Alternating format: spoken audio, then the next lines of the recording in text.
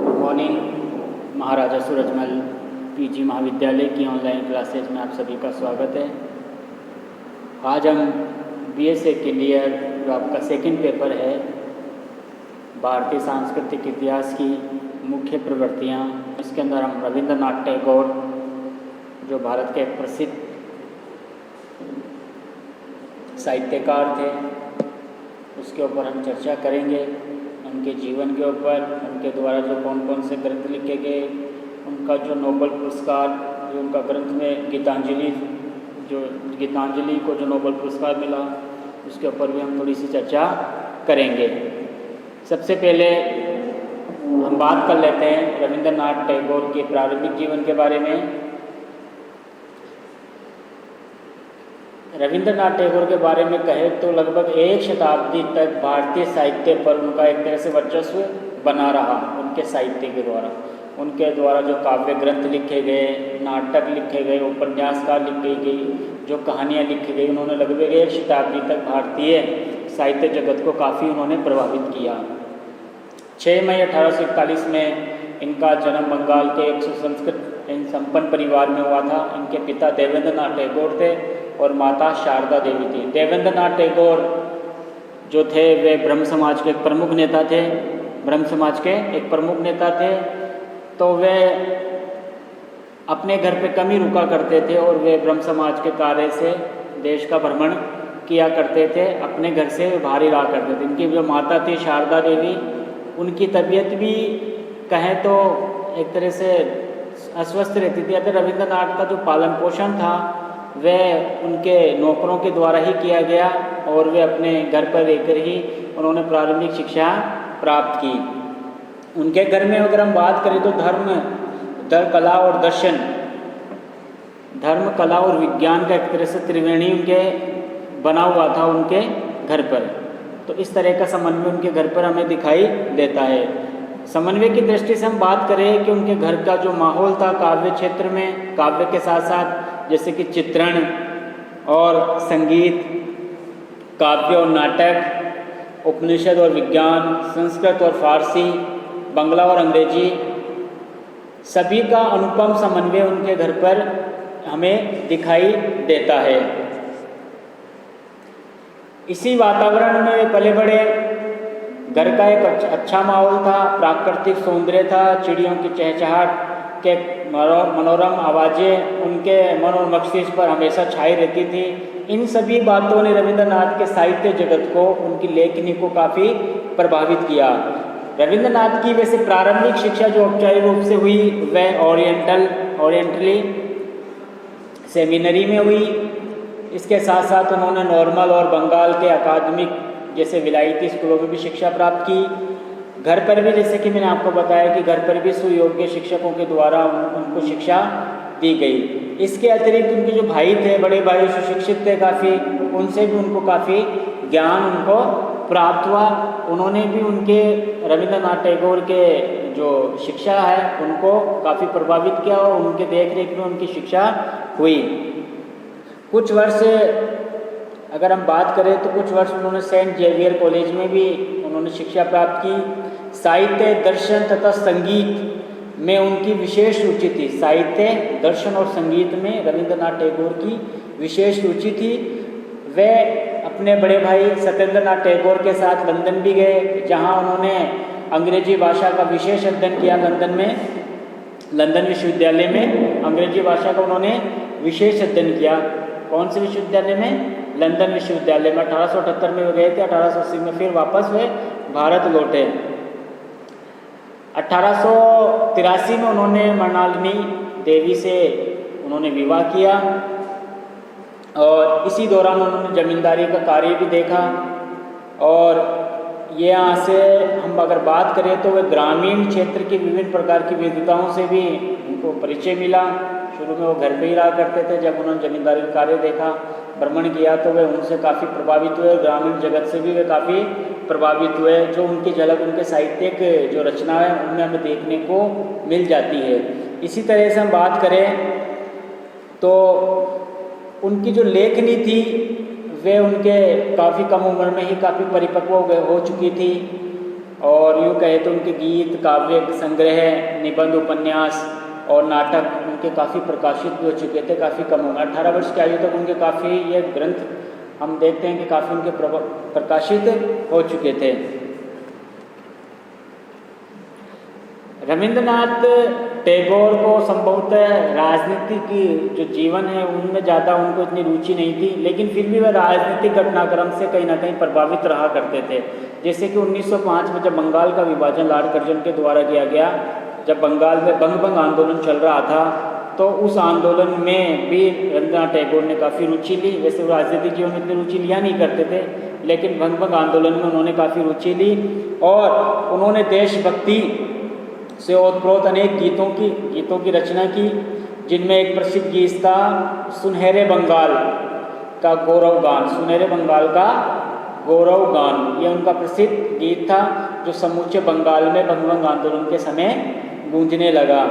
1908 में उन्होंने बंगाल के प्रांतीय राजनीतिक सम्मेलन में भी भाग लिया और अपने अध्यक्षीय भाषण में 1908 में बंगाल में प्रांतीय सम्मेलन हुआ था राजनीतिक विषय को लेकर, वहाँ पर उन्होंने अध्यक्षीय भाषण दिया। उस अध्यक्षीय भाषण में उन्होंने रचनात्मक संबंधित कार्यों को पेश किया, अपने रचनात्मक जो भी कार्य थे उनके कार्यक्रमों में, जिनमें क्या क्या था, राष्ट्रीय शिक्षा तथा ग्राम के आधार पर संगठित आत्मनिर्भर सामुदायिक जीवन एवं हिंदू मुस्लिम एकता पर उन्होंने काफ़ी बल दिया। इस हेतु उन्होंने 1909 में शांति निकेतन में एक स्कूल की भी स्थापना की। 1909 में शांति निकेतन में कलकत्ता के बोलपुर नामक स्थान पर उन्होंने शांति निकेतन बनाया था। वहाँ पर 1909 में उनके द्वारा एक स्कूल भी स्थापित की गई। जब देश में हिंसात्मक घटनाएं घटित होने लगी तब वे राष्ट्रीय आंदोलन राजनीति से काफ़ी उदासीन हो गए, क्योंकि उनको हिंसात्मक आंदोलन, राजनीतिक जो हत्याएँ थी, इनमें कोई रुचि नहीं थी और इनके प्रति वे धीरे धीरे उदासीन होने लग गए। फिर इसी समय उनके जो साहित्यिक एक तरह से कृतियाँ हैं उनमें उनको काफ़ी सर्जन करना पड़ा। उन कृतियों में उनको काफ़ी बढ़ावा भी मिला और वे उसी में ज़्यादातर समय अपना व्यतीत करते थे। 1912 में रविंद्रनाथ टैगोर यूरोप के टूर पे भी गए, वहाँ भारतीय संस्कृति पर उन्होंने एक भाषण भी दिए। 1913 में उनकी विश्व प्रसिद्ध कृति गीतांजलि को साहित्यिक जगत से नोबेल का पुरस्कार भी मिला, जो काफ़ी खुशी की बात थी रविंद्रनाथ टैगोर और भारतीय लोगों के लिए। 1915 में उनको ब्रिटिश सरकार ने सर की उपाधि भी दी थी। 1916 में जापान भी गए, 1915 में सर की उपाधि भी दी, 1916 में जापान भी गए और वहाँ उन्होंने राष्ट्रीयता पर अनेक भाषण दिए। जापान गए, राष्ट्रीयता पर अनेक भाषण दिए, हाँ, जिसमें उन्होंने संकीर्ण जो राष्ट्रीयता की जो कमजोरियां थी उनको उन्होंने गिनाया और उनको गिनाते हुए मानवतावादी दृष्टिकोण पर उन्होंने प्रमुख रूप से प्रकाश डाला। मानवतावादी दृष्टिकोण पर उन्होंने प्रमुख रूप से प्रकाश डाला।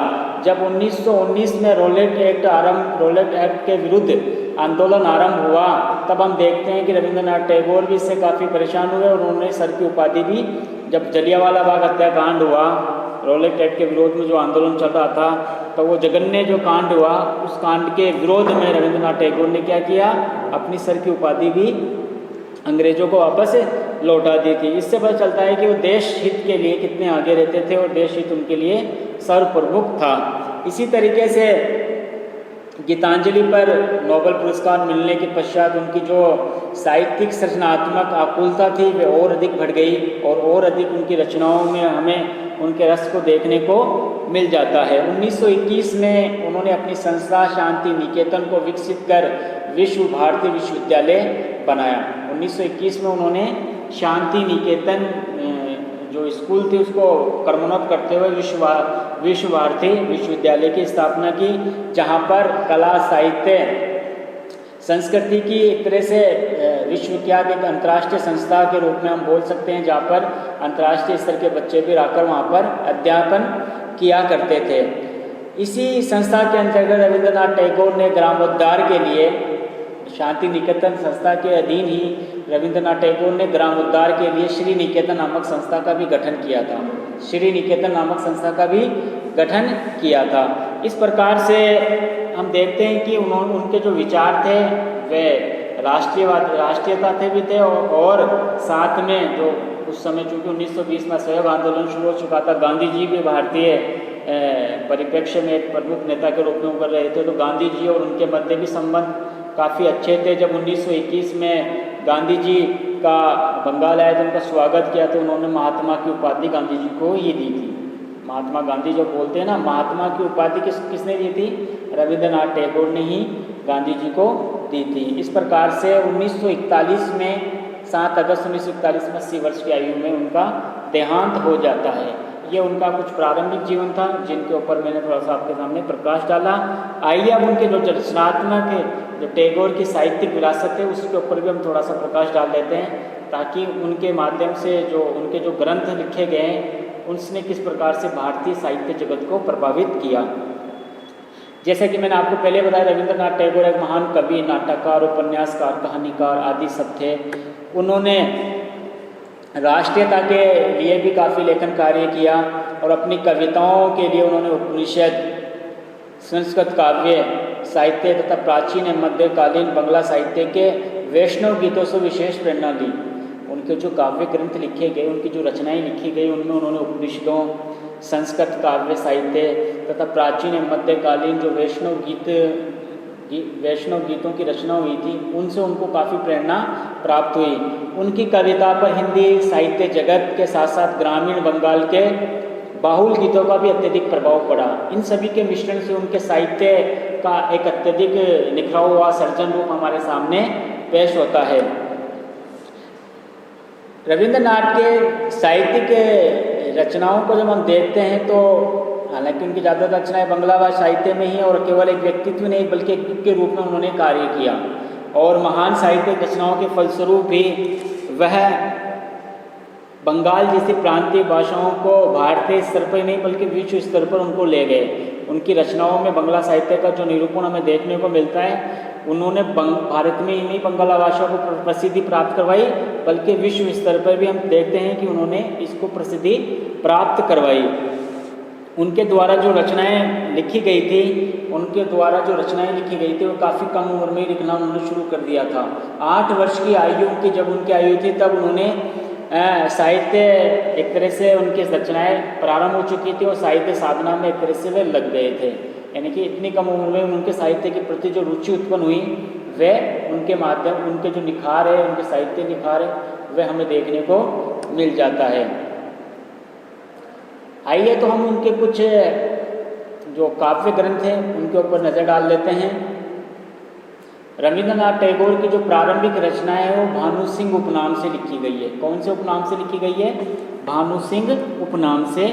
उनकी जो रचनाएं हैं वे भारती नामक एक पत्रिका, उसमें प्रकाशित होती थी प्रारंभिक रचनाएं। भानु सिंह उपनाम से भारती नामक पत्रिका में उनकी रचनाएं प्रकाशित होती थी। लगभग 17 वर्ष की आयु में इन्होंने अनेक कविताएं लिख दी थी, और 18 वर्ष की अवस्था में उनके द्वारा बनफूल और कवि कहानी नामक काव्य ग्रंथ उनके प्रकाशित हो गए थे। जब वे 18 वर्ष के थे, तो बनफूल और कवि कहानी जैसे प्रसिद्ध काव्य ग्रंथ उनके प्रकाशित हो चुके थे। इसके अतिरिक्त उनके जो काव्य ग्रंथ है, उनमें कड़ी और कोमल नामक काव्य ग्रंथ प्रकाशित हुआ।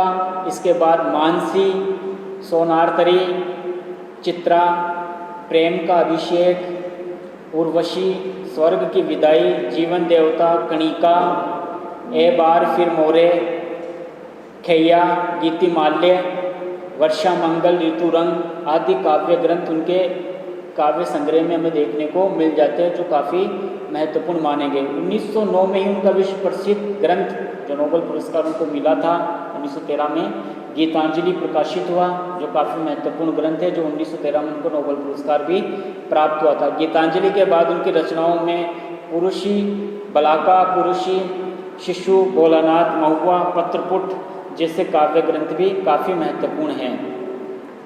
रविंद्रनाथ टैगोर के जो काव्य संग्रह है, काव्य ग्रंथ है, उनमें हमें भारतीय धर्म, दर्शन एवं संस्कृति का एक त्रिवेणी का एक तरह से मिलन का अनुभव होता है। धर्म, दर्शन और संस्कृति का त्रिवेणी का एक तरह से अनुपम संग्रह उनके काव्य ग्रंथों में हमें देखने को मिल जाता है। इसके साथ साथ उनके ग्रंथों में प्राकृतिक सौंदर्य और आध्यात्मिकता के साथ साथ भी प्रेम की कविताओं उनके भी मुख्य विषय रहे हैं। प्राकृतिक सौंदर्य और आध्यात्मिकता के साथ साथ प्रेम भी उनकी कविताओं के मुख्य विषय रहे हैं। इस प्रकार से काव्य ग्रंथों में उनका एक उच्च स्थान हम मान सकते हैं। काव्यों के अतिरिक्त उनके जो नाटक है उनमें नाटक भी काफ़ी उनके प्रसिद्ध रहे। काव्य ग्रंथ चूँकि पद्य में लिखे गए थे, बाद में उनके द्वारा उन्होंने पद्य ग्रंथ जो लिखे, उसके अलावा उन्होंने गद्य रचनाएं भी की, जिनमें नाटक, उपन्यास और कहानी मुख्य हैं। इन नाटकों में हम सबसे पहले बात करें तो उनके नाटकों में हमें धार्मिक जीवन, राष्ट्रीय समस्याओं तथा मानव जीवन के विभिन्न पक्ष भी उनके नाटकों में हमें देखने को मिलते हैं। धार्मिक जीवन, राष्ट्रीय समस्याओं तथा मानव जीवन के विभिन्न पहलू हमें रविंद्रनाथ टैगोर के नाटकों में नजर आते हैं। उनके नाटकों में चंडालिका, चित्रांगदा, नटीर पूजा, विसर्जन, डाकघर, राजा और रानी, कर्णकुंती आदि प्रमुख उसके नाटक हैं। चंडालिका, चित्रांगदा, राजा और रानी, कर्णकुंती जैसे उसके प्रसिद्ध नाटक हैं। रविंद्रनाथ के डाकघर, राजा तथा रक्त कर भी नाटक विशेष प्रसिद्ध रहे हैं। चित्रा नामक नाटक में नारी जीवन का जो की समस्याओं का सुंदर वर्णन किया है, वह काफ़ी प्रभावित करता है भारतीय साहित्य जगत को। उनका जो चित्रा नामक नाटक है उसमें नारी सौंदर्य, नारी जीवन की समस्याओं का सुंदर वर्णन विश्लेषण किया है, वह काफ़ी प्रभावित करने वाला है। रविंद्रनाथ टैगोर ने मानव जीवन पर ऋतुओं के प्रभाव तथा प्रतिक्रियाओं के अंतर्गत उनके जो प्रतिक्रिया मानव जीवन पर ऋतुओं का जो प्रभाव पड़ता है, उनके ऊपर भी उन्होंने अनेक रचनाएं लिखी, जिनमें शरदोत्सव, अचलायतन, फाल्गुनी आदि प्रसिद्ध नाटक हम देख सकते हैं। रविंद्रनाथ टैगोर ने अनेक उपन्यास भी लिखे। प्रारंभिक उपन्यास ऐतिहासिक थे, परंतु उनके बाद में लिखे गए उपन्यासों में हमें सामाजिक समस्याओं से संबंधित विषय भी देखने को मिल जाते हैं। रविंद्रनाथ ने जो उपन्यास लिखे वह प्रारंभ में ऐतिहासिक थे, लेकिन बाद में जो उपन्यास लिखे उनमें सामाजिक समस्याओं से संबंधित विभिन्न विषयों की हमें उनके उपन्यासों में जानकारी प्राप्त हो जाती है। उनके जो उपन्यास थे उनमें से अधिकांश पात्र बंगाल के मध्यम वर्गीय समाज के लोग थे। जो अधिकांश पात्र थे उनके उपन्यास के, वे बंगाल के मध्यम वर्गीय समाज के पात्र थे। उनके उपन्यासों में हमें करुणा, बहू, ठकुरानी का हार, राजश्री, 4 अध्याय, आँख की किरकिरी, नौका डूबी, गोरा, घेर बाइरे, घरे बाइरे आदि उनके प्रसिद्ध उपन्यास थे। घरे बाइरे नामक उपन्यास में हमें राष्ट्रीय भावनाओं का बहुत ही सुंदर चित्रण रविंद्रनाथ टैगोर के उपन्यास में देखने को मिलता है। घरे बाइरे उपन्यास काफ़ी प्रसिद्ध उपन्यास है, जिसमें राष्ट्रीय भावनाओं का काफ़ी सुंदर चित्रण हमें इस ग्रंथ में मिलता है। इनके जो गोरा नामक उपन्यास है उसकी गणना भी बंगाली साहित्य में नहीं बल्कि भारत के समस्त साहित्य में एक महत्वपूर्ण स्थान रखता है। उनके साहित्य उपन्यासों में हमें सामाजिक समस्याओं के साथ साथ राष्ट्रीय जीवन की झलक भी हमें देखने को मिल जाती है। नाटक और उपन्यासों के अलावा रविंद्रनाथ टैगोर ने बंगाल में छोटी कहानियों की धारा के जो लिखी, एक तरह से उस धारा के प्रथम प्रवर्तक भी रविंद्रनाथ टैगोर ही थे। बंगाल में जो छोटी कहानियों की धाराएं जो चली उसके प्रथम प्रवर्तक भी कौन थे? रविंद्रनाथ टैगोर थे। उनके जो कहानियाँ थी वह हितवादी नामक समाचार पत्रिका में प्रकाशित हुआ करती थी। हितवादी नामक पत्रिका में उनकी कहानियाँ प्रसिद्ध हुआ करती थी। उनकी कहानियों में काबुलीवाला तथा द होम कमिंग नामक कहानियाँ काफ़ी प्रसिद्ध है। काबुलीवाला, द होम कमिंग नामक कहानियाँ काफ़ी प्रसिद्ध है। इस प्रकार से रविंद्रनाथ टैगोर का भारतीय साहित्य जगत में एक महत्वपूर्ण स्थान है, चाहे वह काव्य ग्रंथ हो, नाटक हो, उपन्यास हो, कहानियाँ हो। इनके अलावा उनके द्वारा असंख्य भ्रमण की डायरियाँ, विदेशी भ्रमण की डायरियाँ लिखी उनके द्वारा, उपन्यास, कहानी, इसके अलावा साहित्य पत्र, बालों की पुस्तकें, आत्मजीवन, स्मरण आदि भी उनके द्वारा लिखे गए हैं। तो इस प्रकार से उनका एक अपना प्रसिद्ध स्थान है भारतीय साहित्य जगत में। आइए थोड़ा सा हम उनकी जो विश्व प्रसिद्ध रचना है जिनको नोबेल पुरस्कार भी मिला है, गीतांजलि, उसके ऊपर भी थोड़ा सा प्रकाश डाल देते हैं। जैसे कि मैंने आपको बताया कि 1909 में गीतांजलि प्रकाशित हुई थी, 1913 में इसको नोबेल पुरस्कार मिला था।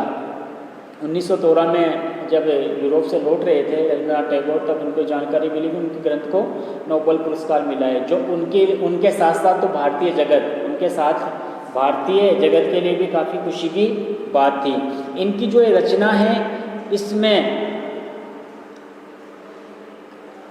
साहित्यकार ने यानी कि जो रविंद्रनाथ टैगोर ने इसमें भक्ति रस से परिपूर्ण इस रचना को किया। इसमें भक्ति रस की प्रधानता हमें देखने को मिलती है गीतांजलि में। इसमें कवि के आध्यात्मिक भाव उत्तम रूप से हमें देखने को मिल जाते हैं। इसमें आध्यात्मिकता को भी काफ़ी महत्व स्थान दिया गया है। साथ ही रहस्यवादी कल्पनाओं की सुंदर अभिव्यक्ति भी गीतांजलि में देखने को मिलती है। यानी कि गीतांजलि जो लिखी गई वह भक्ति रस से परिपूर्ण थी। साथ में इसमें आध्यात्मिकता के साथ साथ रहस्यवादी जो कल्पना है उसकी सुंदर अभिव्यक्ति रविंद्रनाथ टैगोर के द्वारा की गई है। साथ ही इस ग्रंथ में हमें चित्र, संगीत और भाव की समान रूप से जो प्रधानता दिखाई देती है वह काफ़ी प्रभावित करने वाली है। इसमें भाव चित्रों की अद्भुत सजीवता तथा कवि की संवेदना की गहरी झलक भी हमें दिखाई देती है। इस प्रकार से गीतांजलि अपने आप में एक महत्वपूर्ण ग्रंथ है, इसी आधार पर उनको नोबेल पुरस्कार भी प्राप्त हुआ। साहित्य विशेषताओं के साथ साथ हम रविंद्रनाथ टैगोर के भारत के विभिन्न क्षेत्रों में जो उनका प्रभाव पड़ा उसके ऊपर भी थोड़ी सी हम चर्चा कर लेते हैं। जैसे कि गुरुदेव, जो कि गुरुदेव के नाम से प्रसिद्ध थे, रविंद्रनाथ टैगोर की साहित्यिक साधना में भारतीय धर्म, दर्शन और संस्कृति की जो त्रिवेणी प्रभावित होती है। उनका जो रहस्यवाद उपनिषदों से प्रभावित है, उनका जो रहस्यवादी जो दिखता है उनकी रचनाओं में वो उपनिवेशवाद से प्रभावित है। धर्म और दर्शन को उनके द्वारा दिए गए भाषणों में भारत का प्राचीन ज्ञान अभिव्यक्त होता है। इस प्रकार से उनके दर्शन की हम सबसे पहले चर्चा कर लेते हैं कि रविंद्रनाथ का जो दर्शन था उसका मूल मंत्र था समन्वय। रविंद्रनाथ टैगोर का दर्शन का मूल मंत्र क्या था? समन्वय। वे ईश्वर में अटूट विश्वास करते थे, परंतु ईश्वर को अमूर्त परिकल्पना के रूप में वे मात्र नहीं मानते थे कि ईश्वर एक अमूर्त परिकल्पना है, ये उनके लिए जीवन में ठीक नहीं था, बल्कि उसे एक व्यक्तित्व समझते थे। ईश्वर को क्या समझते थे? एक व्यक्तित्व समझते थे जो अनवरत अभिव्यक्तियों द्वारा जगत में एक तरह से व्याप्त था। वे प्रेम और आनंद है और उसका यही रूप है। वे ईश्वर को प्रेम और आनंद की तरह देखते थे और ईश्वर का यही रूप वे मानते थे। वे द्वैत और अद्वैत दोनों को सत्य मानते थे। उनका मानना था कि जीवन में सदा द्वैत रहता है, केवल मृत्यु अद्वैत है। इस प्रकार से उनके जो दर्शन का जो हमें दर्शन जो नज़र आता है वे तुलसीदास जी के अचिंत्य भेदाभेद से काफ़ी प्रभावित नजर आता है। रविंद्रनाथ टैगोर का जो दर्शन है वे गोस्वामी तुलसीदास के अचिंत्य भेदाभेद से काफ़ी प्रभावित है, काफ़ी उनसे मिलता जुलता हमें नजर आता है।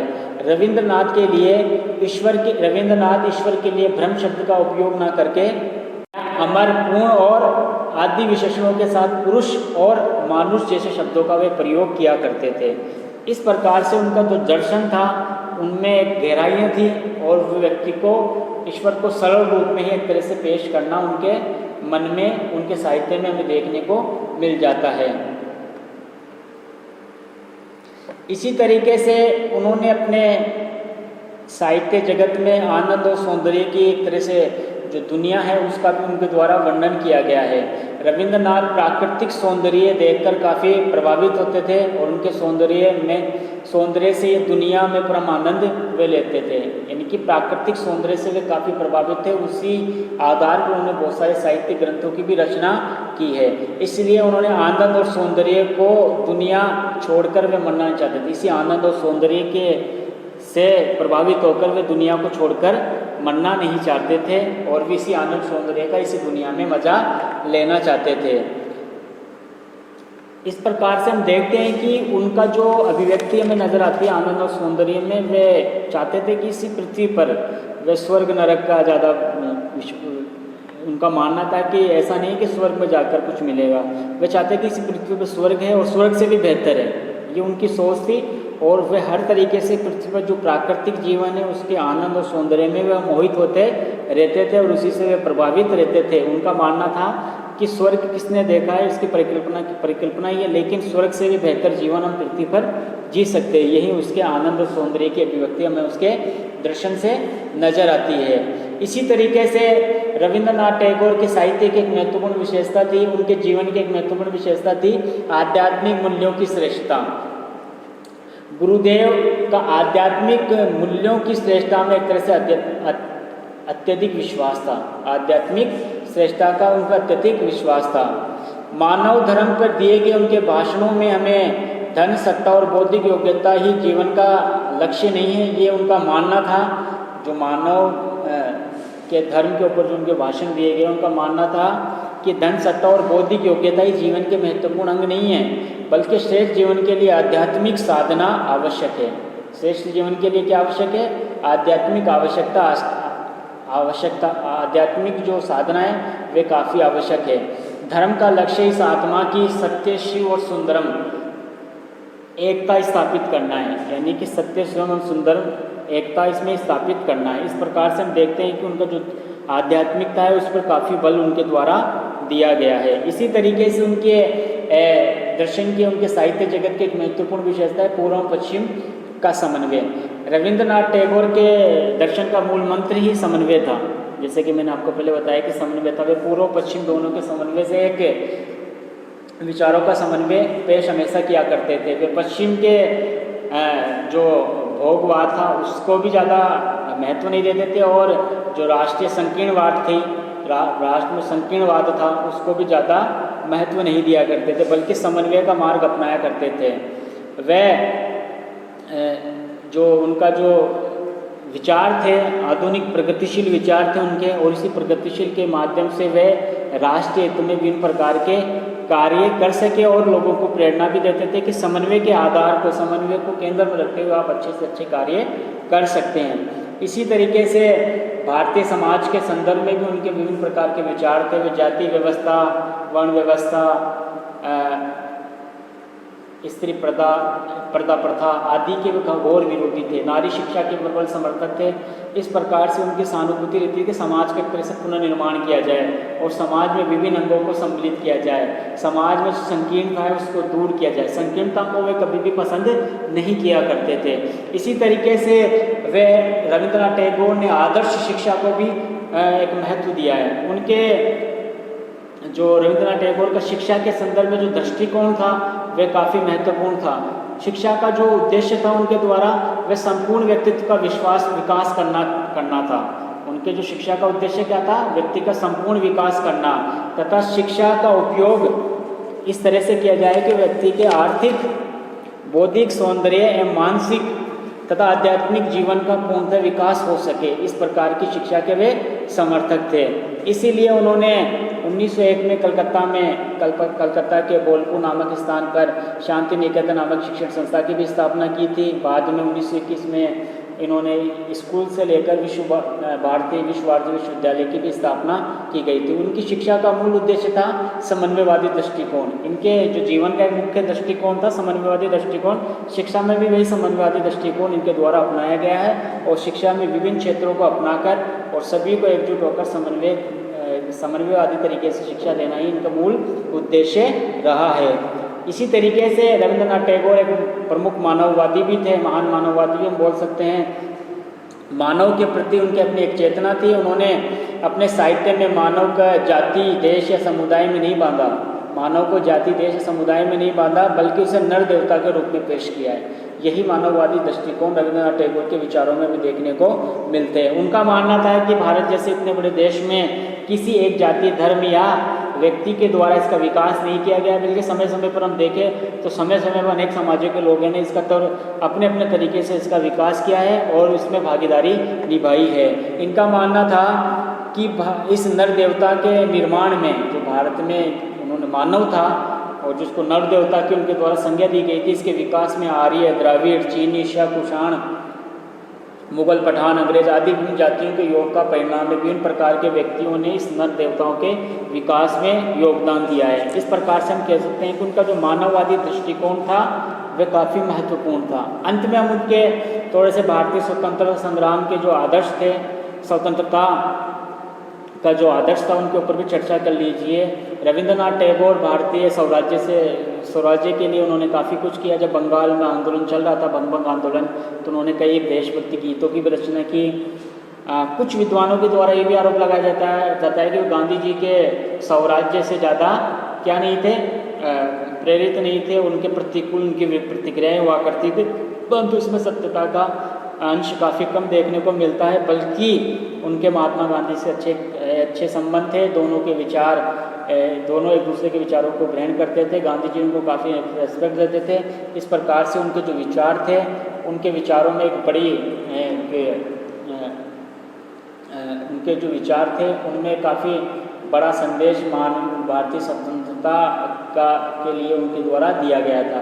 उनके द्वारा जो गीत लिखा गया जनगण गण, जो बाद में जनगण गण, वे गीत बाद में क्या बना, भारतीय राष्ट्रीय आंदोलन का एक राष्ट्रगान बना। तो इससे पता चलता है कि भारतीय स्वतंत्रता को एक आदर्श के रूप में विभिन्न प्रकार की बातें उनके द्वारा कही गई है। इस प्रकार से हम देखते हैं कि रविंद्रनाथ टैगोर का व्यक्तित्व कितना बड़ा था। साहित्यिक जगत में बहुत सारी रचनाएं उनके द्वारा की गई है, चाहे वे काव्य ग्रंथ हो, चाहे वे नाटक हो, उपन्यास हो, कहानी हो, उनकी काफ़ी प्रसिद्धि उनको मिली। बल्कि नोबल उनको गीतांजलि का 1913 में जो नोबेल पुरस्कार मिला, वह भारतीय जगत के लिए काफ़ी महत्वपूर्ण माना जाता है। आज के लिए इतना ही, अगली क्लास में मिलते हैं। धन्यवाद।